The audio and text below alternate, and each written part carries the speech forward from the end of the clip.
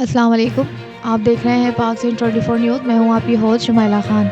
टंडो आदम से रिपोर्ट कर रहे हैं खालिद अहमद। सिंध के एनसीएचडी और बीएसीएस के 4,425 असातिज़ा को 9 माह से तनख्वाहें नहीं मिली, जिसकी वजह से उनके अहल खाना फाका कशी पर मजबूर हैं। लेडीज़ टीचर्स समेत असातिज़ा ने प्रेस क्लब के सामने एहतजाजी मुजाहरा किया।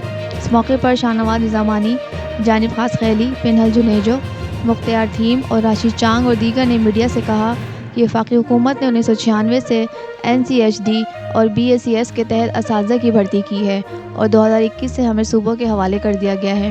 असातिज़ा से ज़बरदस्ती दस्तखत लेकर हमें पेंशन के हक़ से भी महरूम कर दिया गया है। हमारे असातिज़ा को पीएचडी का दर्जा देकर कन्फर्म किया जाए, बसूरत दीगर एहतजाज का दायरा वसी किया जाएगा।